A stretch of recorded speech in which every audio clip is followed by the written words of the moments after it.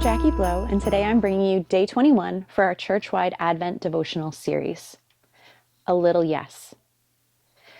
David was the youngest of 8. While several of his brothers were off at war defending Israel from the Philistines, David was in the fields tending sheep. One day his father sent him on a simple errand that changed the course of his life and the trajectory of history. As asked, David took food to his brothers, who were soldiers in the Israelite army. While there, David witnessed the taunting, bullying giant Goliath. Unable to watch him mock God, David stepped forward. Within days, David went from tending sheep in a field to rubbing shoulders with Saul, king of Israel, being cheered on by the entire Israelite army and slaying the unconquerable Goliath. All because David honored his father by running a simple, seemingly insignificant errand.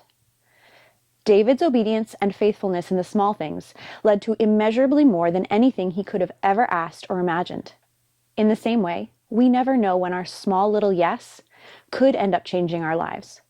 What we do know is that when we are faithful in the small things, we will eventually be given the opportunity to be faithful in the big things. You could be one simple act of obedience away from the immeasurably more God has planned for your life.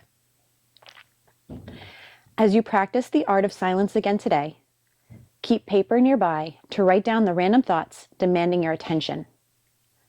After your time of silence, categorize them. Do you get frustrated with the trivial, menial tasks throughout your day? How does David's story help you see things differently?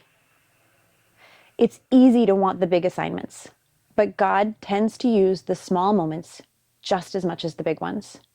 How can you be faithful in every ordinary moment? 1 Samuel 17, verses 17 and 18. One day, Jesse had told his son David, "Take this half bushel of roasted grain along with these 10 loaves of bread for your brothers and hurry to their camp. Also, take these 10 portions of cheese to the field commander. Check on the well-being of your brothers and bring a confirmation from them." 1 Samuel 17, verse 20. So David got up early in the morning, left the flock with someone to keep it, loaded up, and set out as Jesse had charged him. He arrived at the perimeter of the camp as the army was marching out to its battle formation, shouting their battle cry.